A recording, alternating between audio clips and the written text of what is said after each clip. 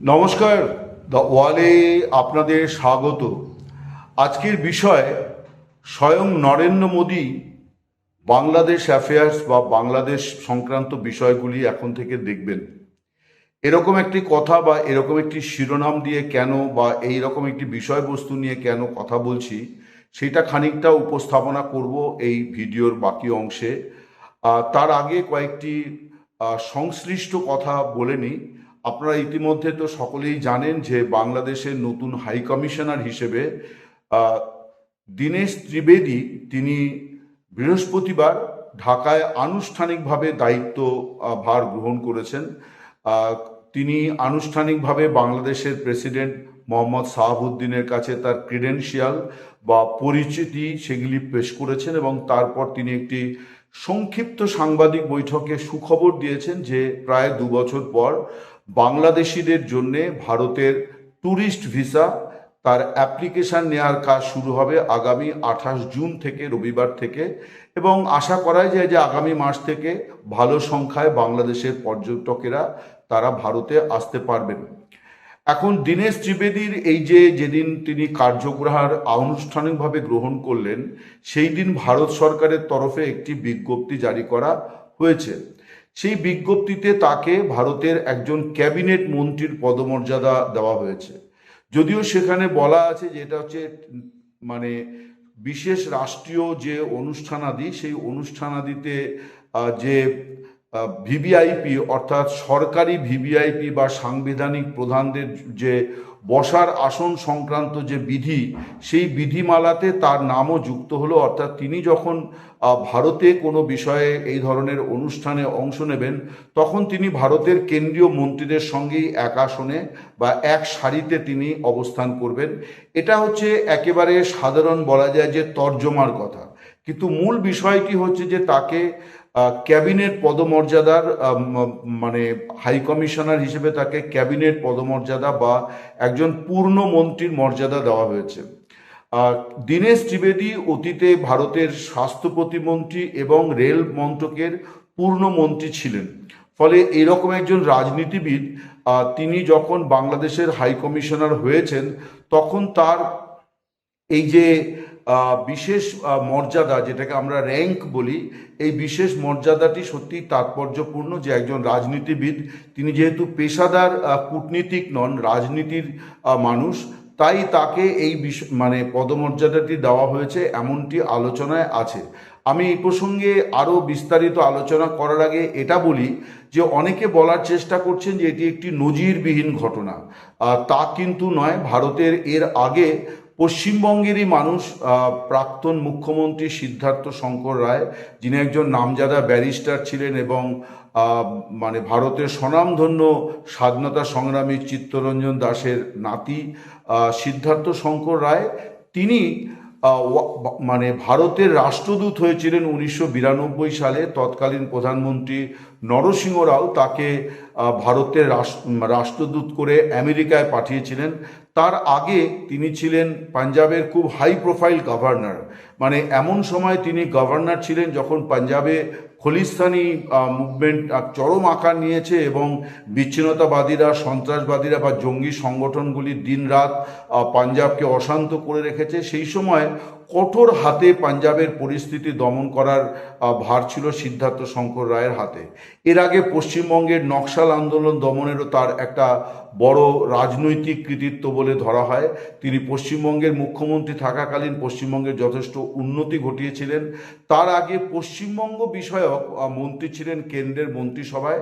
ইন্দিরা গান্ধীর অত্যন্ত ঘনিষ্ঠ এবং কংগ্রেসের শীর্ষ নেতৃত্ব ওই সময়, বিশেষ করে 70, 80 এবং 90-এর দশকের গোড়া পর্যন্ত তিনি ছিলেন সর্বভারতীয় কংগ্রেসের একটি অত্যন্ত আলোচিত মুখ। এমন একজন ব্যক্তিকে নরসিংহ রাও তিনি মার্কিন যুক্তরাষ্ট্রে ভারতের অ্যাম্বাসাডার করে যে কারণে পাঠিয়েছিলেন, দীনেশ ত্রিবেদীকে ঢাকায় মানে রাষ্ট্র হাই কমিশনার করে পাঠানোর সিদ্ধান্তের ক্ষেত্রেও কিন্তু মূল বিষয়টি একই। অর্থাৎ এটি ছিল দুটি কুশলী সিদ্ধান্ত বা যেটাকে আমরা বলি স্ট্র্যাটেজিক ডিসিশন। স্ট্র্যাটেজিক ডিসিশনটা কি না, পরিবর্তিত পরিস্থিতিতে নতুন ধরনের সিদ্ধান্ত। সিদ্ধার্থ শঙ্কর রায়কে যখন আমেরিকার রাষ্ট্রদূত করা হয়েছিল, তার আগে সোভিয়েত ইউনিয়নের পতন হয়েছিল। নরসিংহ রাওকে এটা মাথায় রাখতে হয়েছিল যে সোভিয়েত ইউনিয়নের পতনের ফলে এই যে টুকরো টুকরো সোভিয়েত ইউনিয়ন, তার সঙ্গে ভারতের নতুন করে সম্পর্ক তৈরি করতে সময় লাগবে। এবং সোভিয়েত ইউনিয়ন ছিল ভারতের একেবারে অভিন্ন হৃদয় বন্ধু, বিপদের দিনের সঙ্গী। সেই দেশটা যখন তার অভ্যন্তরীণ রাজনীতির কারণে ভেঙে টুকরো টুকরো হয়ে গেল, তখন নরসিংহ রাও খুব সঙ্গত কারণেই এটা ভেবেছিলেন যে তাহলে আরেক মহাশক্তিধর আমেরিকার সঙ্গে ভারতের সখ্য বাড়াতে হবে। এই ধরনের কাজে কিন্তু সিদ্ধার্থ শঙ্কর রায়ের যথেষ্ট সুনাম ছিল। তিনি একজন ক্রাইসিস ম্যানেজার, পলিটিক্সে যাকে বলা হয় ক্রাইসিস ম্যানেজার, সেই ভূমিকাটি তিনি বিভিন্ন সময়ে পালন করেছেন। এবং আমেরিকায় তখন সিনিয়র বুশ রাষ্ট্রপতি, তার সঙ্গে কিন্তু খুব ভালো ডিল করেছিলেন সিদ্ধার্থ শঙ্কর রায়। এবং সেই সময় একটা ছবি প্রকাশিত হয়েছিল যে ছবিটা নিয়ে পার্সোনালিটি বা ব্যক্তিত্ব নিয়ে আলোচনা হয়েছিল, যে সিদ্ধার্থ শঙ্কর রায়ের সঙ্গে মানে তিনি যখন প্রেসিডেন্ট বুশের সঙ্গে দেখা করেছেন, তখন মনে হচ্ছিল যে সিদ্ধার্থ শঙ্কর রায় আমেরিকার প্রেসিডেন্ট এবং প্রেসিডেন্ট বুশ তিনি ভারতের রাষ্ট্রদূত হিসেবে তার সঙ্গে দেখা করতে গিয়েছিলেন। এটা খানিকটা চেহারা, ব্যক্তিত্ব এবং নিজেকে কে কিভাবে উপস্থিত করবেন।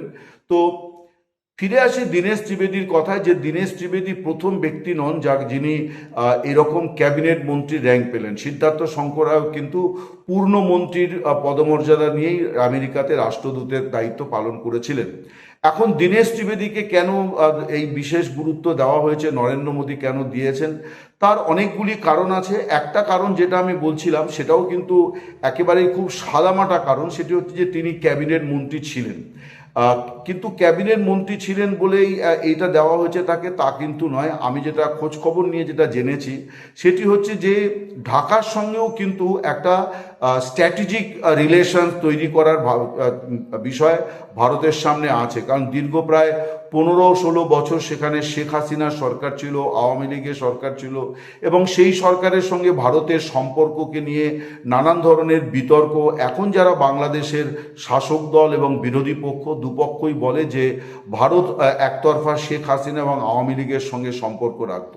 এখন এই অভিযোগের সত্য মিথ্যা বিচার করার থেকেও এখন যেটা দরকার, সেটি হচ্ছে এখন যারা আছে তাদের সঙ্গে নতুন করে সম্পর্ক গড়ে তোলা। সেই কারণেই দীনেশ ত্রিবেদীকে পাঠানো হয়েছে, যে যিনি একজন রাজনীতিবিদ এবং যিনি ওই বাধা ধরা যে কূটনীতিকদের যে ব্যাকরণ, সেই ব্যাকরণ মেনে কিন্তু বাংলাদেশের সঙ্গে সম্পর্কের ক্ষেত্রে কাজ করবেন না। তার খানিকটা আভাস গতকাল, অর্থাৎ বৃহস্পতিবার তিনি যে দায়িত্ব নিলেন, সেদিনই কিন্তু খানিকটা বোঝা গিয়েছিল যে একজন পেশাদার কূটনীতিকের জায়গায় একজন রাজনীতিবিদ কিভাবে কমিউনিকেট করে। অর্থাৎ জনসংযোগ এই ক্ষেত্রে খুব গুরুত্বপূর্ণ। তিনি যে সাংবাদিক বৈঠকটি করেছেন, সেটি অত্যন্ত আন্তরিকতায় পরিপূর্ণ ছিল। এবং সেখানে একজন বাংলাদেশি নারী তার প্রতিবন্ধী পুত্রের ভিসা পাওয়া নিয়ে সমস্যার কথা বলছিলেন। তিনি খুব মনোযোগ দিয়ে শুনেছেন তাই নয়, সেই নারীর একটি প্রপোজাল ছিল যে প্রতিবন্ধী এবং শিশুদের যাদের ভিসা করাতে হয় তাদেরকে অপেক্ষা করতে হয় অনেকটা সময়, ফলে তাদের জন্য যদি একটি আলাদা মানে অবস্থানকালীন সময়ের জন্য আলাদা ব্যবস্থা করা যায়। দীনেশ ত্রিবেদী সেই নারীর প্রস্তাবের প্রশংসা করেছেন এবং সঙ্গে সঙ্গে নির্দেশ দিয়েছেন যে এই ব্যবস্থা যেন হয়, সেখানে যেন একটু খেলনা ব্যবস্থা থাকে, পানীয় জল, খাবারের ব্যবস্থা থাকে, যাতে শিশু এবং প্রতিবন্ধীদের সমস্যা না হয়।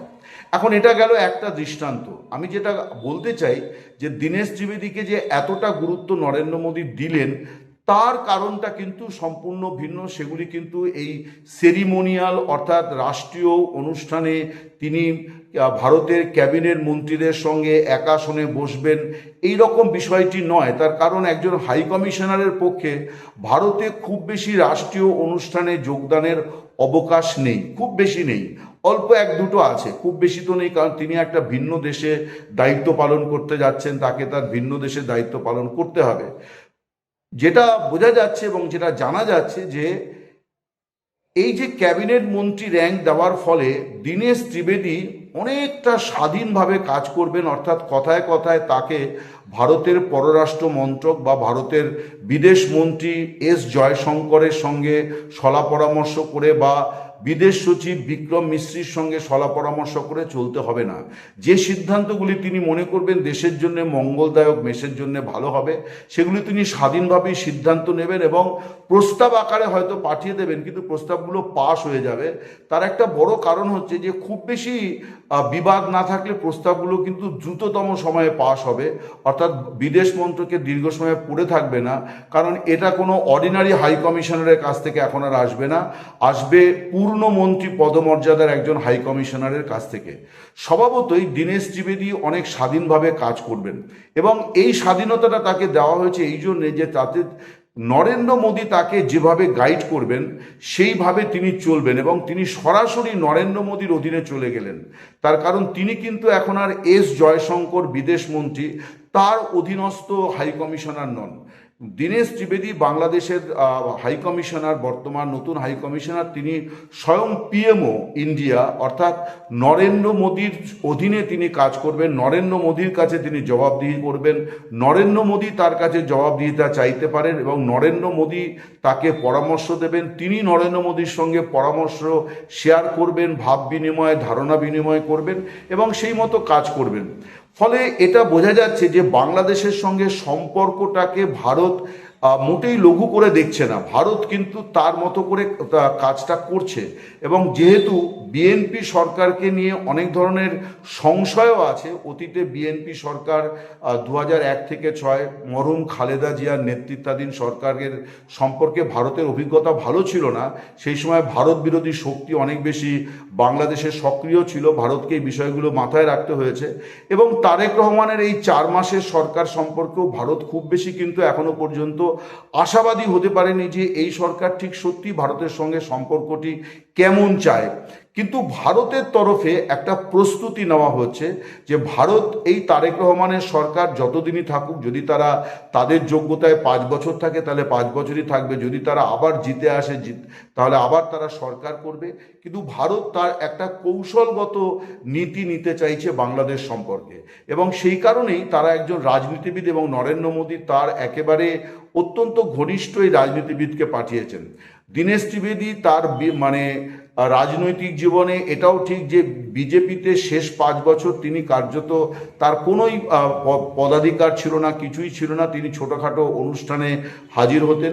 নরেন্দ্র মোদী এটাও নিশ্চয়ই কাউন্ট করেছেন যে এইরকম একজন ব্যক্তি যিনি হাসি মুখে অনেক কিছু জয় করতে পারেন, তাকে কেন আমি ফেলে রাখবো, তাকে কেন আমি একটা কাজে ব্যবহার করব না।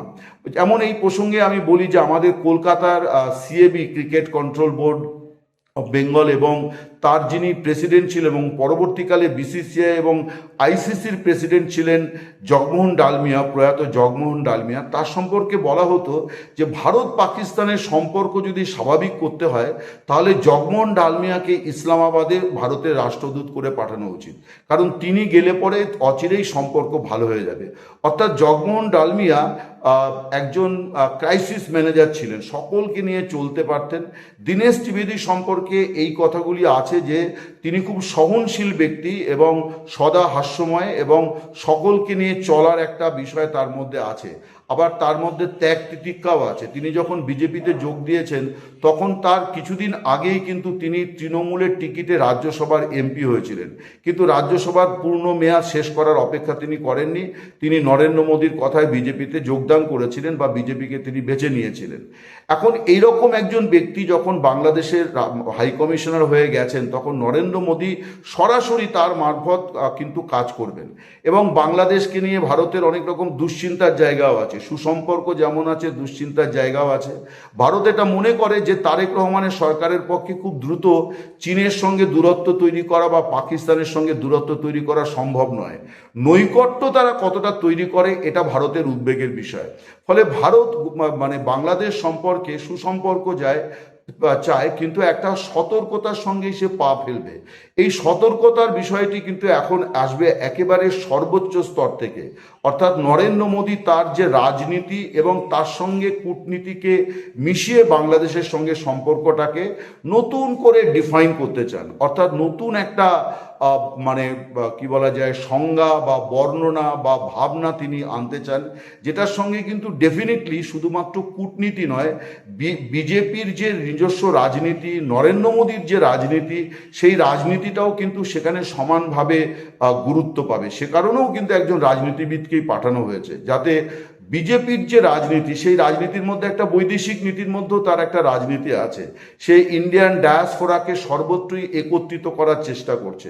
বাংলাদেশেও হিন্দু সংখ্যালঘু সম্প্রদায়ের সঙ্গে বিজেপি একটা কানেক্টিভিটি তৈরি করার চেষ্টা করেও ফেলেছে অনেকটা। ফলে এগুলি সবই কিন্তু দীনেশ ত্রিবেদীর মানে বিবেচনার মধ্যে আসবে, তার কার্যধারার মধ্যে আসবে। একই সঙ্গে যেটা আছে যে শেখ হাসিনা, তাকে নিয়ে যে পরিস্থিতি, তার এবং আওয়ামী লীগের ভবিষ্যৎ, এই বিষয়গুলোও কিন্তু ধীরে ধীরে আলোচনায় আসবে। কারণ একজন রাজনীতিবিদের পক্ষে এই আলোচনাগুলোর জন্যে তিনি অনেক পলিটিক্যাল ফোরামের সঙ্গে আলোচনা করতে পারবেন। বাংলাদেশের সুশীল সমাজ, বাংলাদেশের বিভিন্ন রাজনৈতিক দল, বিএনপি, জামাত, এনসিপি, জাতীয় পার্টি, বামপন্থী দলগুলি এবং যে মানে বিশাল সুশীল সমাজ আছে, সকলের সঙ্গেই তিনি অবাধে কিন্তু আলাপ আলোচনা করতে পারবেন।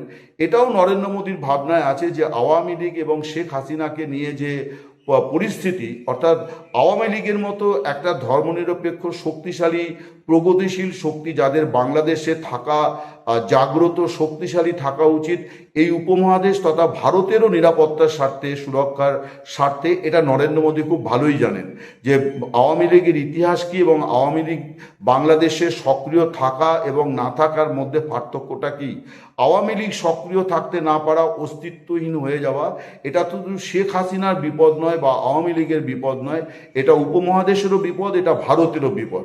ফলে এই সব বিষয়গুলো যখন আনতে হবে, তখন নরেন্দ্র মোদী ভেবেছেন যে সরাসরি তিনিই দেখবেন, এবং তিনি যদি দেখবেন মনে করেন, তাহলে তার দেখার জন্যে তার চোখ কান যা আছে এই রকম মানুষকে তিনি সেখানে পাঠিয়েছেন। অর্থাৎ দীনেশ ত্রিবেদী নরেন্দ্র মোদীর চোখ কান হিসেবে ভারতে কাজ করবেন, বাংলাদেশে দায়িত্ব পালন করবেন। কিন্তু বাংলাদেশ অ্যাফেয়ার্স, বাংলাদেশ সংক্রান্ত জটিল কুটিল বিষয়গুলি কিন্তু সরাসরি নরেন্দ্র মোদী দেখবেন। এই বছরের গোড়ায় আপনাদের মনে থাকবে যে ডোনাল্ড ট্রাম্প, তিনি প্রেসিডেন্ট হিসেবে দায়িত্ব নেওয়ার পর নরেন্দ্র মোদী যখন তাকে শুভেচ্ছা জানাতে আমেরিকায় গিয়েছিলেন, তখন ডোনাল্ড ট্রাম্প বলেছিলেন যে বাংলাদেশ বিষয়টা তিনি নরেন্দ্র মোদীর ওপর ছেড়ে দিয়েছেন। এতদিন পরে দেখা যাচ্ছে যে সেটা নিছকই ডোনাল্ড ট্রাম্পের একটা পাসিং কমেন্ট বা সাদামাটা আলটপকা মন্তব্য নয়, নরেন্দ্র মোদী বিষয়টি সিরিয়াসলি নিয়েছেন বলে মনে হচ্ছে। তিনি সরাসরি বাংলাদেশ দেখবেন। নমস্কার, শুভরাত্রি, সকলে ভালো থাকবেন।